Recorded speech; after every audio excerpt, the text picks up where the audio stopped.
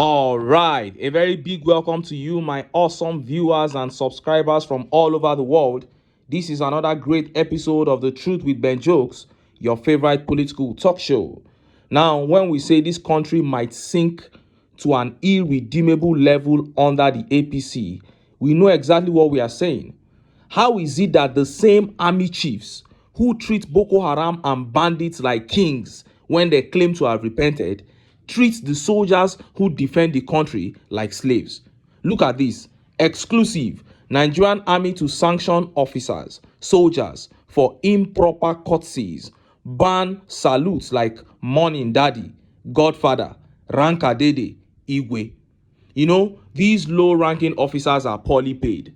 So when they see people who can tip them, people who can give them some money, they say things like Rankadede, Godfather, Daddy, etc. just to motivate you to tip them or thank you after you have tipped them. That is what the army chiefs are now going against.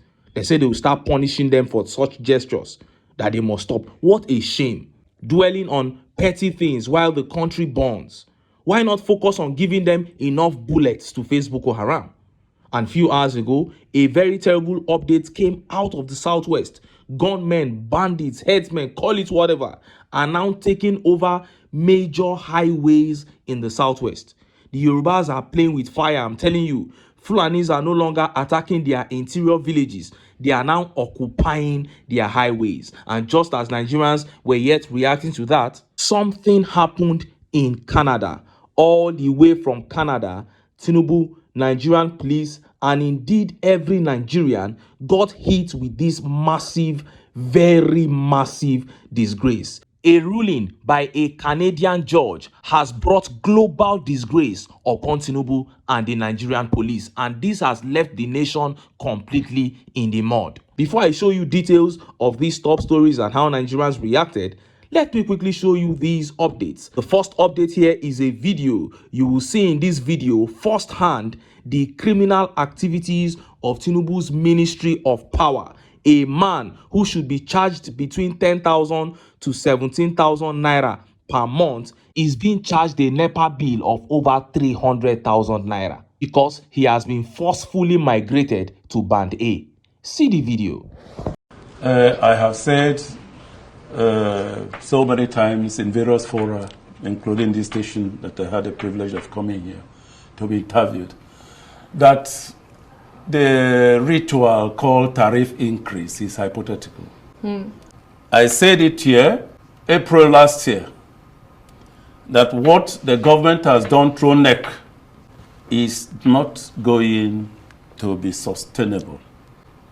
You lifted people that were paying about 63 naira per unit of electricity to 225, and you brought it down to 205, and you now raised it up to 209 naira 50 kobo. And we were told it was only 15%. 15% of electricity consumers that were affected. But today, there is indiscriminate upgrade of customers from various bands into Band A. I give an example. Right in Abuja here. A man ran to us and said, "Sir, this is the bill given to me, an unmetered customer." And when I looked at the bill given by the ADC, 326,000 naira. The units that were used in billing against even the cap of 366 was 1,403. 1403. Multiply that by 209 naira 50 kobo plus 7.5% VAT. He raised up to 300-something-thousand. So that prompted me visiting the house. And when I got there, it's a mud house who happened to fall within the feeder. L311 feeder. And when I looked at the appliances, he had a 14-inch television. He has a small fridge. I'm talking of 2 rooms. He has a small fridge that is not even used. The children are using it for their books and their shoes.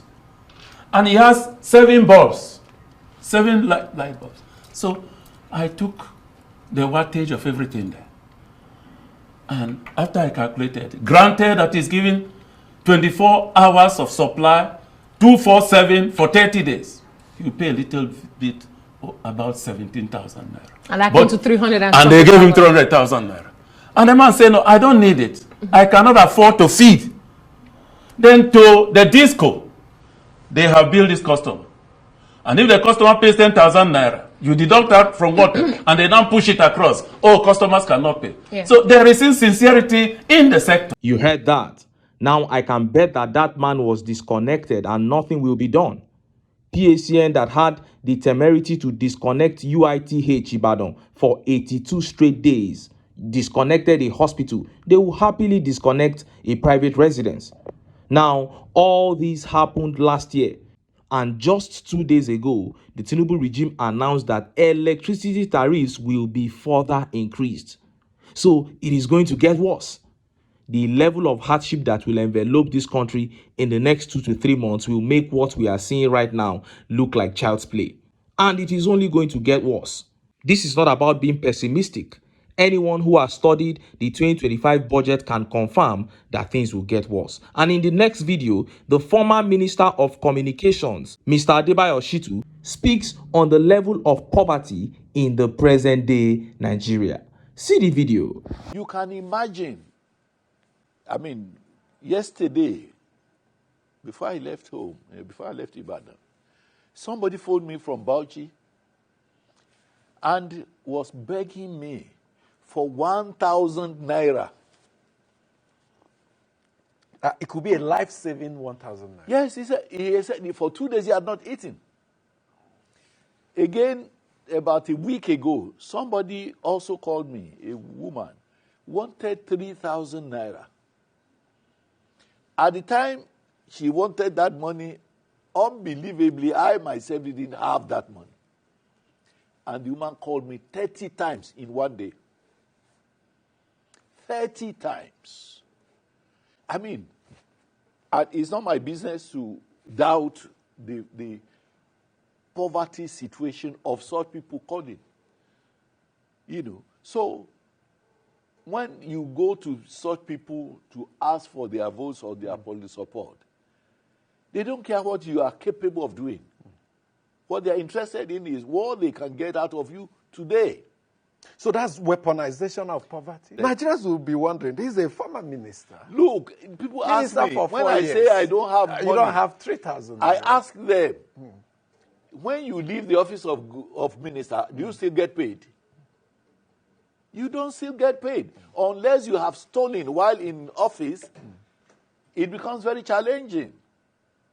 I thank God that I have about 10 children who are already graduates, and it is resources from their monthly resources that I used to take care of. You're still in politics. I'm still in politics. So how do you cope with present-day Nigeria politics, where when you call for political meetings, you provide for logistics, pay members of your party for attending? How do you cope with Well, it is not for me at this stage to, tell you how I cope.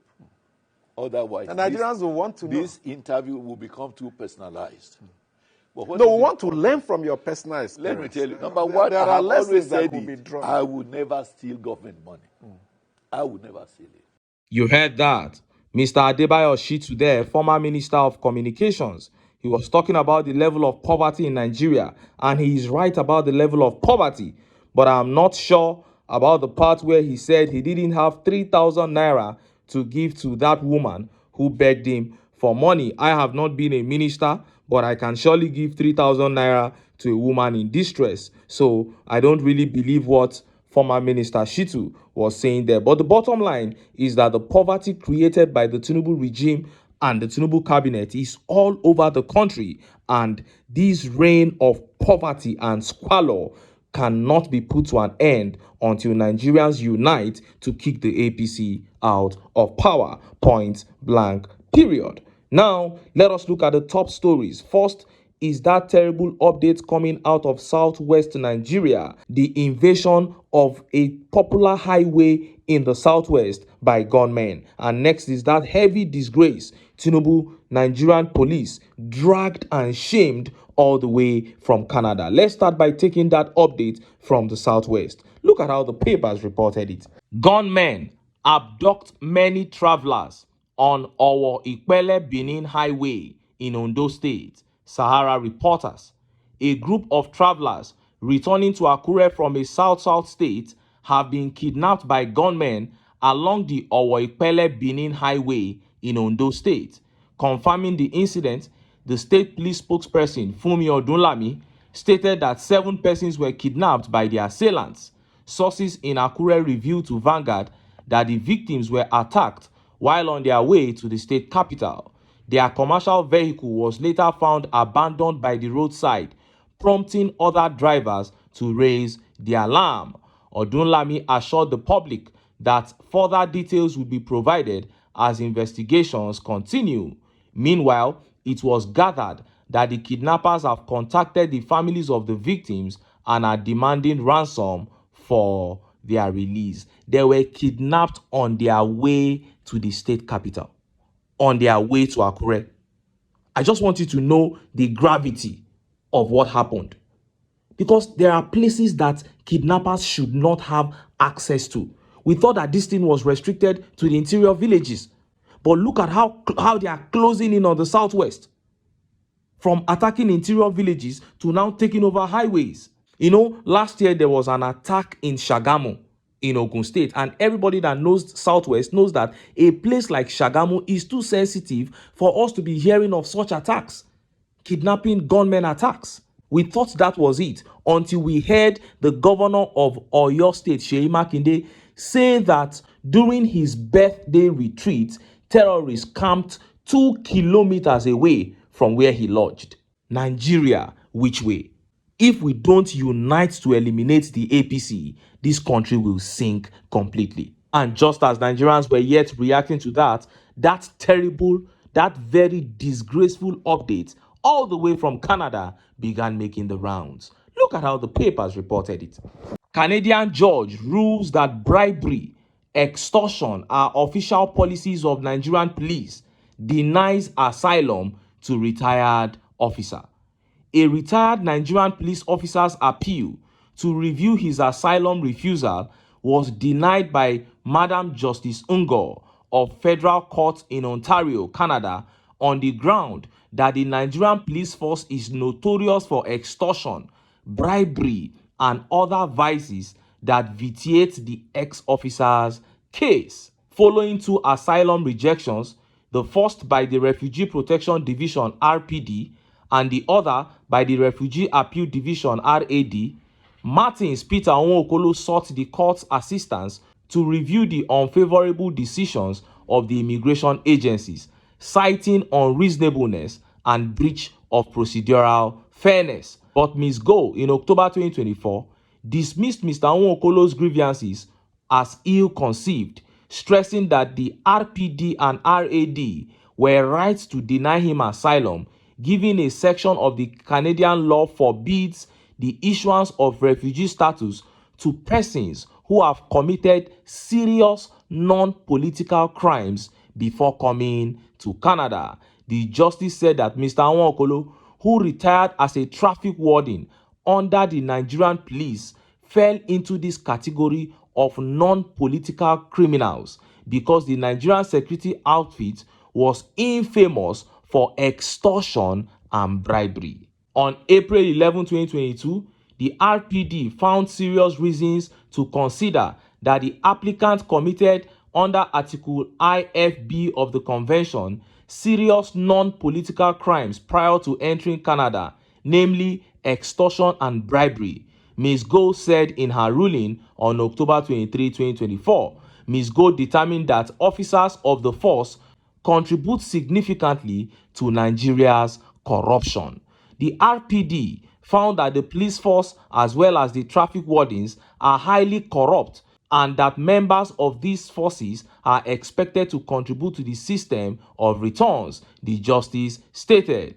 Even though the applicant alleges that he has never taken any bribes or extorted people as a traffic warden, the RPD found that there were serious reasons to consider that the applicant participated in those activities, Ms. Gore said. Due to the tarnished image of Nigeria's police abroad, Several asylum applications by former security operatives have fallen through. Now, this is a Canadian judge, Ms. Gore, saying that just because you are an officer of the Nigeria police, you are guilty of non-political crimes, several non-political crimes. In fact, the crimes were written there: bribery, corruption, extortion. They wrote them there and they said there are certain people who, just by virtue of their jobs, they fall into this category. And number one is Nigerian police. Once you are an officer of the Nigerian police, you are guilty of these crimes. What a disastrous ruling, but so true. And some people may want to separate TINUBU from this ruling by the Canadian judge, but that is impossible. First of all, they made it clear that the police force in Nigeria is only a part of the nation's corruption. So they established that the nation Nigeria is a corrupt nation. So who is presiding over that corruption? Anyone in Aso Rock, of course. And if the Nigerian police could be treated like this for committing non-political crimes, I wonder what a Nigerian politician would face if he ever gets into trouble in Canada. So Nigerian police has now been ruled. Once you are a member, once you are an officer of the force, you are guilty of all those crimes in Canada. That is the police that TINUBU is presiding over. So every disgrace that the Nigerian police got in Canada through that ruling is TINUBU's disgrace. You cannot separate him from it. And of course, this ruling by the Canadian judge goes to show that the reports we give on social media about the corruption in Nigeria are being monitored by the whole world. And one day, just one day, something that will trigger the revolution we've been talking about will happen. And the politicians in this country will be shocked at the way countries of the world will break the rules of engagement and support the Nigerian people against the Nigerian government. It sounds absurd, but trust me, it will happen. You know, whenever they talk, they will say Nigeria is a sovereign state. Other countries should mind their business. They should not interfere. And then when the people in that sovereign state try to rise up to demand that their rights be given to them, when they try to air their grievances, when they try to protest to tell you they are hungry, you tell military men to start shooting them. You start clamping down on them, killing them. You don't know that one day the world will say enough is enough, because it will just be seen as a genocide. The world is watching. It will not continue like this, I'm telling you. And look at how Nigerians reacted to that ruling by the Canadian judge. Let's take some tweet reactions. This tweet here by High Chief says, "This is a national embarrassment. A Canadian judge has ruled that bribery and extortion are official policies of the Nigerian police. How did we get here? Police Nigeria, stop disgracing us like this. Nigerians deserve a force that protects, not preys on them. Enough is enough. Fix this mess." This mess can never be fixed by the APC. It will only get worse as the days roll by. If Nigerians want to fix it, they know what to do. And 47 here says, "This ruling by the Canadian judge is a stark reflection of the harsh reality many Nigerians face daily. The fact that bribery and extortion are seen as systemic within the Nigerian police isn't just an isolated observation. It is a brutal truth rooted in years of corruption, lack of accountability, and failed reforms." And Yinka Daniel here says, "Canadians and even other nations around the world are very much aware of the Nigeria's police image that has been corruption riddled, making them face of the ignoble criminal activity in the country. Cleaning such despicable image requires more than the strongest detergent." That is the truth. It requires more than the strongest detergent.